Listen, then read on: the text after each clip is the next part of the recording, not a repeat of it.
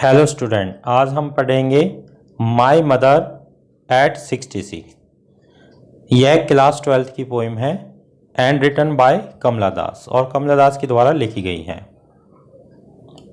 Kamala Das was born इन 1934, यानी कि 1934 में इनका जन्म हुआ था। And she was born in Malabar Kerala, यानी कि मालवर जिसको आज मलयालम भी कहा जाता है, यह मलयालम में पैदा हुई थी जो कि केरला के अंदर है। She was one of the four most Indian poet, यानी कि यह भारत की एक प्रसिद्ध लेखिका है। तो इस पोएम में पोइट अपनी माँ के बारे में बताती है और पहले पैराग्राफ में यानी कि पहले स्टेंजा में क्या कहना चाहती है उसके बारे में हम पढ़ेंगे। Driving from my parents home to Cochin last Friday morning, यानी कि कमला दास कहना चाहती है लास्ट फ्राइडे मॉर्निंग यानी कि पिछले शुक्रवार की सुबह she was driving to Cochin airport, यानी कि वह कोचीन एयरपोर्ट की तरफ ड्राइव कर रही थी। और उनके साथ कौन था? उनकी माँ थी। तो वो कहती है आई शॉ माई मदर विसाइड मी, यानी कि मैंने अपनी माँ को देखा जो मेरे साथ बैठी हुई थी। अब आगे क्या बताना चाहती कमल दास? वो कहती है she was dozed open mouth her face ashen like that of corpse, यानी कि वह डॉज कर रही थी। डॉज यानी कि दवाइयाँ ले रही थी। ओपन माउथ था यानी कि उनका खुला हुआ मुंह था। और फ्रेंड्स, ये लाइन देखने के लिए बहुत इंपॉर्टेंट है। हर face ashen like that of corpse, यानी कि कॉप्स जो ये वर्ड है इसका मतलब होता है डेड बॉडी। यानी कि यहाँ कमला दास कहना चाहती है कि उनका चेहरा पीला पड़ा हुआ था लाइक डेट ऑफ कॉप्स, यानी कि जिस तरह डेड बॉडी का चेहरा पीला पड़ जाता है उस तरह उनका चेहरा पीला पड़ा हुआ था, क्योंकि ओल्ड एज में ब्लड सर्कुलेशन कम हो जाता है। एंड रियलाइज्ड विद पेन, और उनके चेहरे पर पेन दिखाई दे रहा था। आगे वो कहती हैं that she was old as she looked, यानी कि वह उतनी बूढ़ी थी जितनी की दिखाई दे रही थी। तभी कमला दास कहती हैं but soon put that thought away, यानी कि तभी क्या है, कमला दास उस थॉट को अपने दिमाग से निकाल देती हैं। एंड लुक्ड आउट, और बाहर की तरफ देखती हैं। तो बाहर वह है कि किसकी तरफ देखती है? एट यंग ट्रीज, यानी कि पेड़ पौधों की तरफ देखती हैं जिनको यंग कहा गया है। Mary children spoiling out of their homes, यानी कि कमला दास बताना चाहती है कि उन्होंने बाहर की तरफ देखा तो यंग ट्रीज क्या कर रहे थे? स्प्रिंटिंग कर रहे थे। स्प्रिंटिंग मतलब दौड़ रहे थे। जब भी आप गाड़ी से ड्राइविंग करते हो तो पेड़ पौधे दौड़ते हुए दिखाई देते हैं। मैरी चिल्ड्रन स्पाइलिंग, यानी कि जो बच्चे थे वह खुशी के मारे बाहर भाग रहे थे। आगे वह बताना चाहती है but after the security check standing a few yard away, यानी कि यहाँ कमला दास बताती है मैंने जब एयरपोर्ट पर पहुँचने के बाद सिक्योरिटी चेक कराई और अपनी माँ से कुछ गज की दूरी पर जब मैं खड़ी थी तो मैंने अपनी माँ को एक बार फिर देखा। तो आगे क्या बताती है वह? I looked again her when pale face, यानी कि मैंने अपनी माँ के पीले पड़े हुए चेहरे को दोबारा देखा। As a late winter moon and felt that old, यानी कि उनका चेहरा कैसे दिखाई दे रहा था? जैसे कि late winter moon. Late winter moon यानी कि जो सर्दी का चांद होता है उसमें कुछ पीलापन होता है, तो सेम उनकी माँ का चेहरा दिखाई दे रहा था। इट मीन्स यहाँ पर कमला दास wants to tell you about the pain which was seeing on her mother face, यानी कि कमला दास उस दर्द को बताना चाहती है जो उनकी माँ के चेहरे पर दिखाई दे रहा था। आगे क्या कहती हैं, familiar ache is my childhood's fear but all I said was see you soon अम्मा, यानी कि उनके चेहरे पर जो दर्द था वह दिखाई दे रहा था, जिसमें मेरे बचपन का दर्द भी छिपा हुआ था। तभी कमला दास कहती है, but all I said was see you soon अम्मा, यानी कि कमला दास ने उन सब चीज़ों को छुपाते हुए अपनी माँ से केवल एक ही बात कही कि I was see you soon अम्मा, कि मैं तुमसे दोबारा मिलूंगी अम्मा। All I did was smile and smile and smile, यानी कि कमला दास यहाँ पे बताती है कि मुझे अपनी माँ के ओल्ड चेहरे से पता चल रहा था कि she was old and she was in pain, यानी कि वह बूढ़ी हो चुकी है और दर्द में है, लेकिन फिर भी मैंने उसे केवल क्या स्माइल स्माइल स्माइल करते हुए विदा किया, यानी कि यहाँ कमला दास अपनी माँ के दुख दर्दों को छिपाते हुए केवल अपने चेहरे पर स्माइल स्माइल करते हुए अपनी मदर से अलविदा कहती हैं। तो फ्रेंड्स, यह पोइम कमला दास के द्वारा लिखी गई है और यह पोइम बहुत ही इम्पॉर्टेंट है, जिसमें से अनसीन पैसेज आते हैं। नेक्स्ट क्लास में हम इस पोइम के एक्सट्रैक्ट करेंगे और पोएटिक डिवाइस करेंगे। स्टूडेंट, यह एक एक्सट्रैक्ट दिया हुआ है, ऐसे ही आपके एग्ज़ाम में एक एक्सट्रैक्ट दिया होगा। एक्सट्रैक्ट को सॉल्व करने से पहले आपको उस एक्सट्रैक्ट को पढ़कर समझना होगा कि वह एक्सट्रैक्ट क्या कहना चाहता है, यानी कि उस एक्सट्रैक्ट में पोइट क्या बताना चाहता है। चलिए इस पोइम को पढ़ते हैं और समझते हैं क्या कहना चाहता है। यहाँ पे लिख रहा है, driving from my parents home to Cochin last Friday morning, यानी कि पोइट कहना चाहता है कि लास्ट फ्राइडे मॉर्निंग, यानी कि पिछले शुक्रवार की सुबह मैं अपने पेरेंट्स होम से कोचीन एयरपोर्ट की तरफ जा रही थी। आगे वह बताती है, आई सा माई मदर बिसाइड मी, यानी कि मैंने अपनी माँ को देखा जो मेरे साथ बैठी हुई थी। तो पोइट अपनी माँ को देखते हुए क्या कहती है,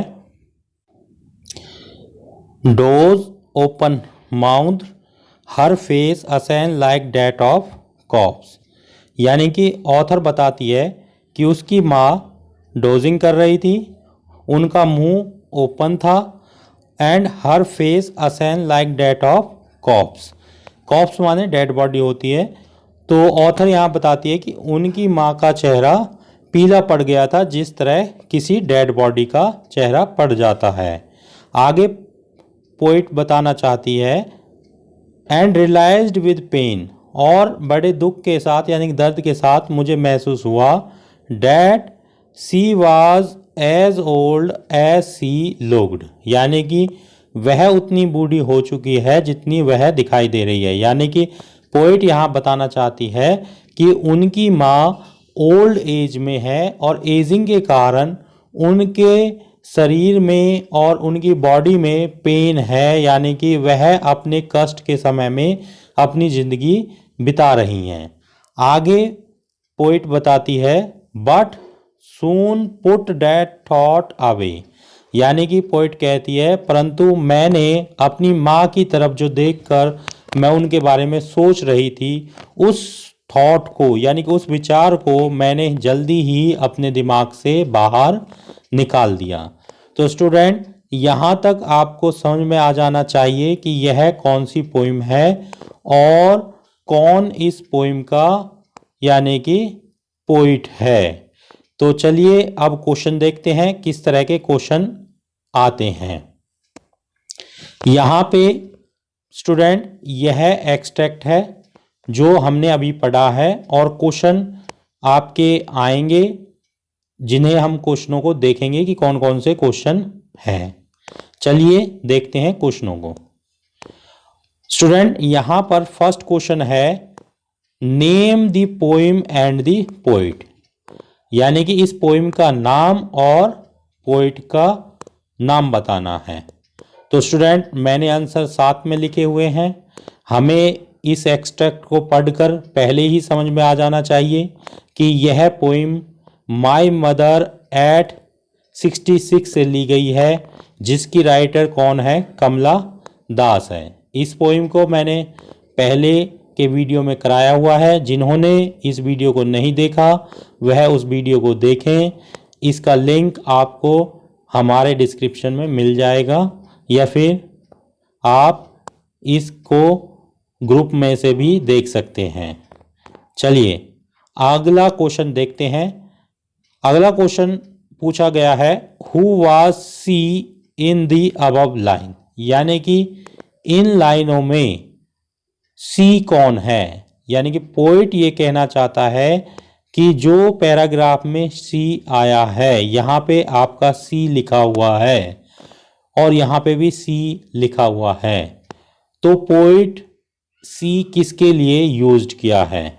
तो स्टूडेंट, सी यहाँ पर पोइट ने अपनी मदर के लिए यूज किया है। तो यहाँ पे she in the above line was poet's mother, यानी कि सी कौन है? सी पोइट की माँ है, उसके लिए यानी कि पोइट ने सी का यूज किया है। क्योंकि स्टूडेंट यहाँ पे आप खुद समझ पाओगे कि पोइट ने यहाँ पे कहा है she was as old as looked, यानी कि वह उतनी बूढ़ी हो चुकी है जितनी की दिखाई दे रही है। और यहाँ पे भी ऊपर उसने, यहाँ आप पढ़ोगे साफ लिखा हुआ था, यहाँ पे बताया था कि माई मदर बिसाइड मी, यानी कि मेरी माँ जो थी मेरे साथ में थी। और उन्हीं के बारे में पोइट यहाँ बता रही थी dose open mouth her face ashen like that of cops. ये सारी बातें पोइट क्या है? अपनी माँ के बारे में बता रही हैं। और आगे क्योंकि my mother bar bar use नहीं करते, इसलिए पोइट ने उसकी जगह पे आपका सी का प्रयोग किया है। तो स्टूडेंट यहाँ पे सी कौन है? सी पोइट की मदर है। चलिए नेक्स्ट क्वेश्चन देखते हैं। सीबीएसई में कुछ क्वेश्चन आपके इस तरह बन के आएंगे और कुछ क्वेश्चन मल्टीपल चॉइस में आएंगे, जो कि हम आगे करेंगे। चलिए आगे के क्वेश्चनों को देखते हैं। आगे का क्वेश्चन है the poetic device used in the line ashen like that a corpse is, यानी कि जो आपकी लाइन है असेन लाइक डेट ऑफ कॉप्स, इसमें कौन सा पोएटिक डिवाइस है? ये लाइन आपको यहाँ पे दिखाई गई थी। पैराग्राफ में हम देखेंगे her face ashen like that of corpse. Corpse के बारे में मैंने अभी बताया था कि डेड बॉडी होती है। तो स्टूडेंट यहाँ पे आपको बताना है कि कौन सा पोएटिक डिवाइस इन लाइनों में है।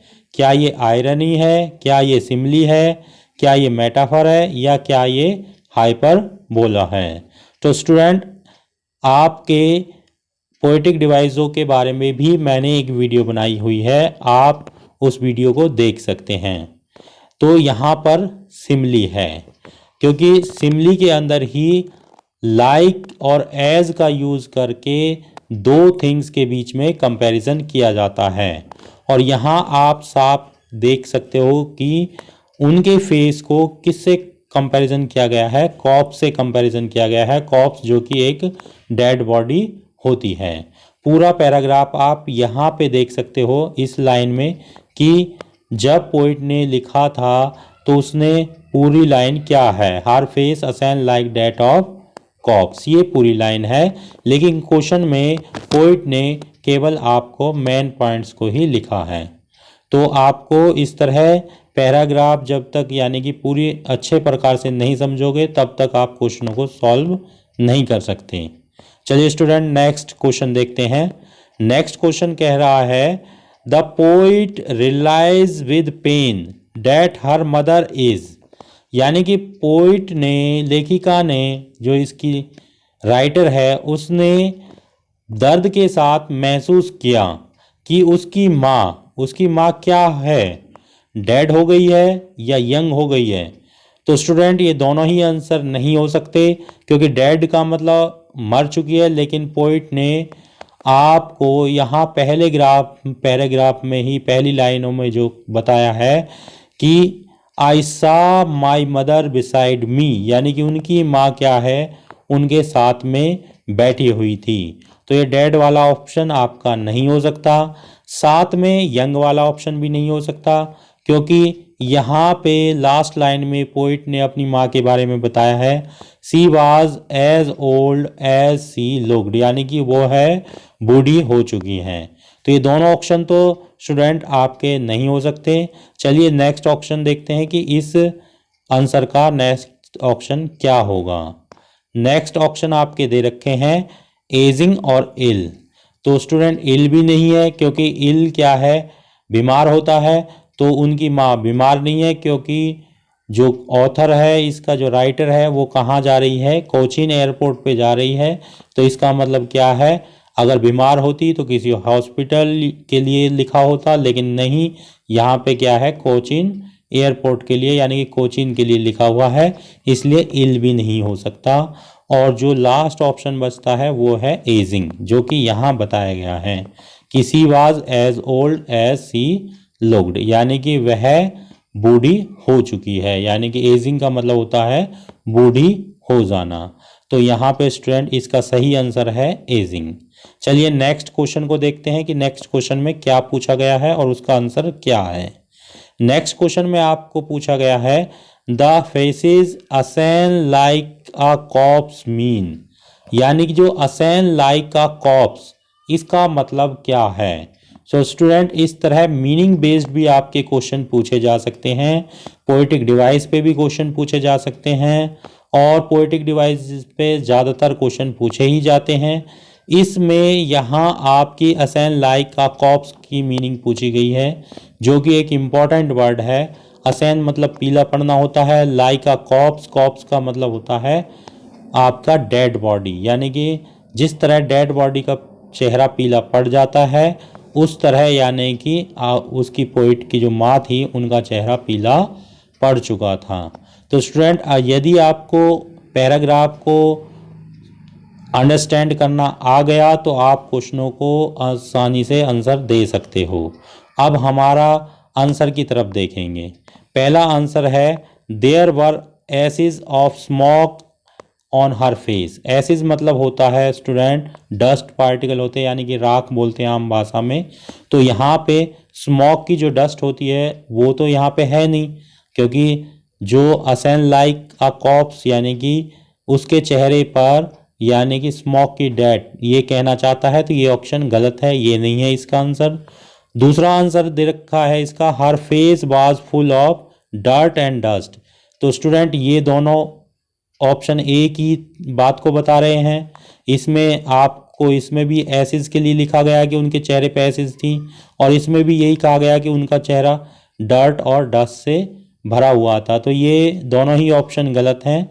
अगला क्वेश्चन हम देखेंगे the wrinkles on her face made her looked ashen. अब स्टूडेंट यहाँ पे रिंकलेस दे रखा है, रिंकलेस मतलब होता है झुर्रियों रहित, तो ऐसा उसका ये भी नहीं है स्टूडेंट, ये आंसर भी उसका नहीं हो सकता है। चलिए लास्ट ऑप्शन देखते हैं, लास्ट डी में क्या दे रखा है। डी में आपका दे रखा है कि हर, यहाँ पे स्टूडेंट थोड़ा सा पीछे चला गया है, यहाँ देखेंगे डी में आंसर आपका her face was lifeless and dull like that of dead person. तो ये आंसर उसका सही आंसर है।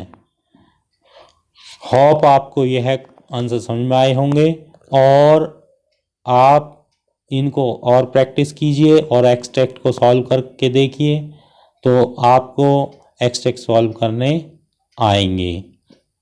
स्टूडेंट आपको अगर वीडियो पसंद आया हो तो लाइक करिए, शेयर करिए, सब्सक्राइब करिए। थैंक्स।